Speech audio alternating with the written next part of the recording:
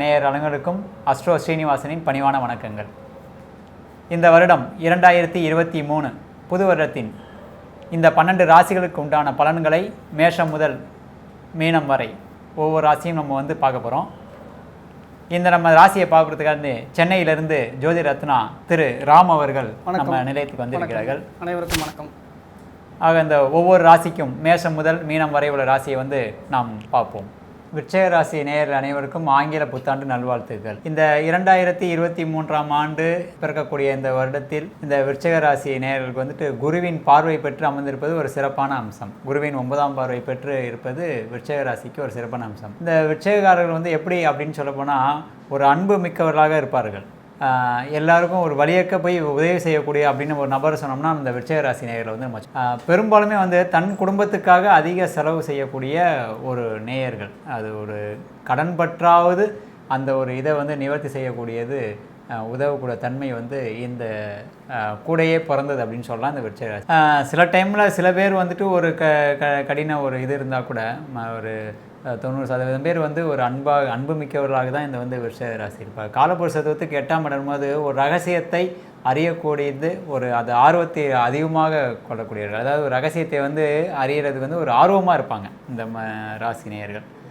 ஆக அப்பேற்பட்ட இந்த ராசிக்கு இந்த வருடப்பிறப்பில் குருவின் 9ஆம் பார்வை பெற்றிருப்பது சிறப்பு. அதே போல் வருகின்ற 17ஆம் தேதி சனி பெயர்ச்சி அப்படின்ற போது மகரத்திலிருந்து கும்பத்துக்கு செல்லும்போது 10ஆம் பார்வையாக ராசியை பார்ப்பதும் ஒரு சிறப்பான நிலைன்னு சொல்லலாம். ஏன்னா இந்த ராசிக்கு 4ஆம் இடத்தில் 3ஆம் இடத்துலேருந்து 4ஆம் இடத்தில் சுகஸ்தானத்தில் சனி பகவான் பெயர்ச்சி பெறுகிறார் அப்படின்ற போது ஒரு நல்ல ஒரு இதுதான். அதே மாதிரி இந்த ராசிநாதன் அப்படின்னு சொல்லும்போது கலசரஸ்தானத்தில் 7ஆம் ஸ்தானத்தில் அமர்ந்து தன்னுடைய 7ஆம் பார்வையாக ராசிநாதனை பார்ப்பது ராசி பலம் பெறுவது. நம்ம தன்னுடைய ஆட்சி வீடையை பார்க்கும்போது ஒரு சிறப்பான ஒரு பலனை இந்த விருச்சிக ராசி நேயர் பெறுறாங்க. அதாவது இந்த 7ஆம் இடத்துல செவ்வாய் அமர்ந்திருப்பது இப்போ சுக்கிரன் செவ்வாய் அமர்ந்திருப்ப பெண்ணாக இருந்தால் அது செவ்வாய் அமர்ந்திருக்கும் போது காரக பாவ நாஸ்தி அப்படின்னு நம்ம சொல்லலாம். சுக்கிரன் அமர்ந்திருக்கும் போது அப்படி சொல்லலாம். நம்ம 7ஆம் இடத்துல செவ்வாய் ராசிநாதனே இங்கே அமர்ந்திருப்பது ஒரு பலம் தான் அப்படின்றது போது ஒரு சிறப்பான ஒரு பலன் தான் தெரியும். ஏன்னா 3ஆம் சனி பகவான் பெயர்ச்சியானாலும் 3ஆம் பாவம் 12ஆம் விரயஸ்தானத்தை தான் அவர் பார்க்குறாரு. ருண சத்துஸ்தானம் தான் பார்க்குறாரு.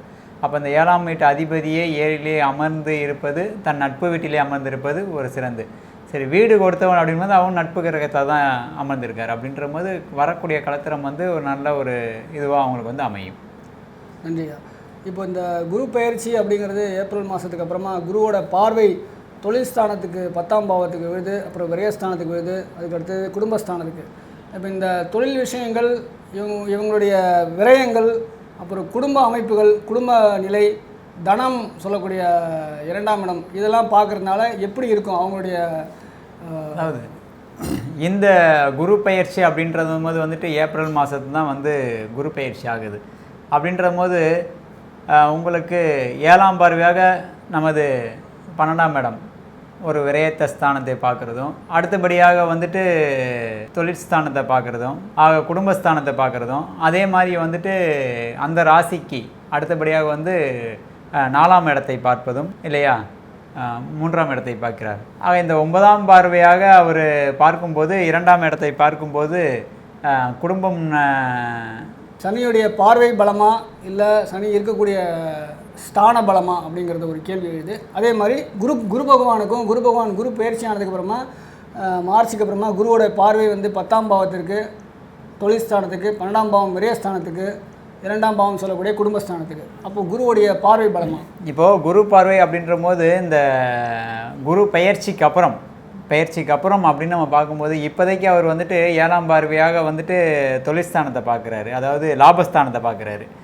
அடுத்தபடியாக 9ஆம் பார்வையாக ராசிநாதனே பார்க்கும்போது சிறப்பான அம்சம். இனி பெயர்ச்சிக்கு அப்புறம் அப்படின்னு சொல்லும் போது விரயஸ்தானத்தை பார்க்குறதும், அதே போல் 2ஆம் இடம் குடும்பஸ்தானத்தை பார்க்குறதும், தொழிற்ஸ்தானத்தை பார்க்குறது அப்படின்ற போது அடுத்தபடியாக 7ஆம் பார்வையாக தன்னுடைய விரயஸ்தானத்தை பார்க்கும்போது தொழில் மூலமாக ஒரு விரயத்தையும் குடும்பத்துக்காக ஒரு விரயத்தையும் அந்த குரு பகவான் ஏற்படுத்துவார். அதே இந்த சனி பகவான் அப்படின்னு எடுத்திருக்கும் போது இப்போ அமர்ந்திருக்கும் 3ஆம் இடத்துலேருந்து 4ஆம் இடத்துக்கு பெயர்ச்சி இந்த வருகிற 12ஆம் தேதி பெற்ற உடனே 3ஆம் பார்வையாக வந்துட்டு தன்னுடைய ருணரோண சத்துருஸ்தானத்தை பார்க்கிறார். அதே போல் வந்து 7ஆம் இடமா வந்துட்டு தொழில்ஸ்தானத்தை பார்க்குறாரு. அப்போது குருவும் தொழில்ஸ்தானத்தை பார்க்குறாரு, சனி பகவான் தொழில்ஸ்தானத்தை பார்க்குறாரு. அப்படின்ற போது தொழில் ஒரு வளர்ச்சியை தான் பெறுமே தவிர பெரிய பாதிப்பு இருக்காது. உயர்கல்வி, அடிப்படை கல்வி எது மாதிரியான மாற்றங்களை இப்போ இன்றைக்கி பார்த்தீங்கன்னா நிறைய பேர் வந்து இந்த மருத்துவத்திற்காக நீட் தேர்வுலாம் எழுதுகிறாங்க, நிறைய கவர்மெண்ட் எக்ஸாம்ஸ்லாம் எழுதுகிறாங்க. ஸோ இது மாதிரியான மாணவர்களுக்கு இந்த புத்தாண்டு என்ன மாதிரியான பலனை தரும்? அதாவது இந்த சனி பயிற்சிக்கு அப்புறம் 4ஆம் இடத்தில் சனி பகவான் அமர்ந்திருக்கும் போது வந்துட்டு அடிப்படை கல்வி அப்படின்னு சொல்லும்போது ஒரு மந்த நிலைமையை ஏற்படுத்தும். அவ்வளோதான், பெரிய அளவில் அவங்களுக்கு வந்து பாதிப்பு வராது. ஏன்னா கும்ப ராசி அப்படின்ற போதே கும்பத்தில் என்ன இருக்குதுன்னு தெரியாத மாதிரி மாணவர்கள் எப்படி இது பண்ணுவாங்க தெரியும். ஆனால் அந்த இடத்துல வந்து அவங்க எழுதி வந்து பாஸ் ஆகிடுவாங்க. படிக்காத மாதிரி இருக்கும் அவங்க, ஆனால் வந்து அதை தேர்ச்சி பெற்றுருவாங்க. நல்ல ஒரு படிப்பு திறன் இருக்கும். இப்போ 9ஆம் அதிபதி அப்படின்றது வந்து தூரதேசத்து அப்படின்னு சொல்லும்போது உங்களுக்கு வந்துட்டு சந்திர பகவான் அப்படின்ற போது அந்த சந்திர பகவான் வந்து குரு பகவான் பார்வை இருக்கிறது. அப்படின்ற வந்து உயர்கல்வியும் வந்து ஒரு சிறப்பான ஒரு நிலையை வந்து குரு பகவான் மூலமாக வந்து இந்த ராசினியர்கள் வந்து பெறுவாங்க. அதே மாதிரி இந்த விருச்சிக ராசிக்கு ராசி அதிபதியே 6ஆம் அதிபதியாக வரதுனால இவர்களுக்கு நோய் சார்ந்த விஷயங்கள், கடன் சார்ந்த விஷயங்கள், எதிரி, நோய் கடன் எதிரி, ருணரோக சத்ருஸ்தானம், இதெல்லாம் வந்து இந்த புத்தாண்டு என்ன மாதிரியான ஒரு பலனை தரும்? ஏன்னா குரு பார்வை வந்து ராசிக்கு விழும்போது அவருடைய நிலைப்பாடு எப்படி இருக்கும், என்ன மாதிரி பலன்களை கொடுப்பார்? அதாவது இந்த விருச்சிக ராசி அப்படின்னு சொல்லும்போது எப்பவுமே பொதுவாகவே இவங்களுக்குள்ளே ஒரு நோயின் தாக்கம் அப்படின்னு சொல்லும்போது இப்போது ஒருத்தருக்கும் ஜனனகால ஜாதகத்தை வச்சு தான் அவங்களோட வந்து லக்னத்தின் அடிப்படையில் ருணரோண சத்துருஸ்தானத்தில் எந்த மாதிரியான நோயை இப்போ வந்து பெறுவார்னு சொல்லலாம்.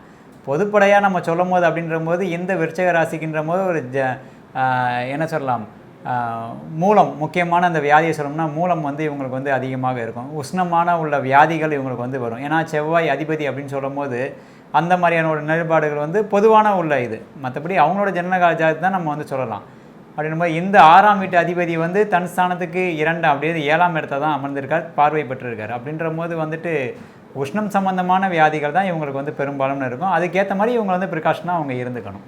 ராகு பகவான் இந்த ருணரோக சத்ருஸ்தானத்தில் இருக்கிறதுனால இந்த கடன் சார்ந்த விஷயங்கள் பெரிதுபடுத்தப்பட்டு மிகைப்படுத்தப்பட்டு நோய் வந்து நீர் சார்ந்த நோய்கள், அது சார்ந்த பிரச்சனைகள். ஏன்னா சனி பகவானுடைய பார்வை 3ஆம் பார்வையும் அந்த 6ஆம் இடத்துக்கு விழுதுங்கிறதுனால அவர்கள் அந்த தாக்கத்தில் இருந்து விடுபடுவதற்கான வழிமுறைகள் என்ன, அதுக்கு என்னென்ன மாதிரியான பரிகாரங்கள் அவங்க செய்யலாம்?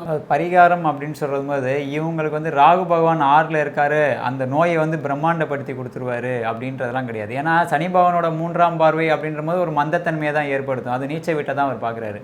அப்படின்ற போது வந்துட்டு இவங்களுக்கு வந்துட்டு பெரிய ஒரு நோய் நொடி அப்படின்ட்டுலாம் இருக்காது. அதை நான் சொன்னேன், அவங்க ஜனகால ஜாதகத்தை வச்சு தான் நம்ம வந்து அந்த நோய் நொடி வந்து தீர்மானிக்கணும் தவிர கோச்சார கிரகங்களை அடிப்படையாக வச்சு நம்ம அதை வந்து சொல்கிறது வந்து ஒரு பலன் வந்து அது துல்லியமாக வந்து இருக்காது.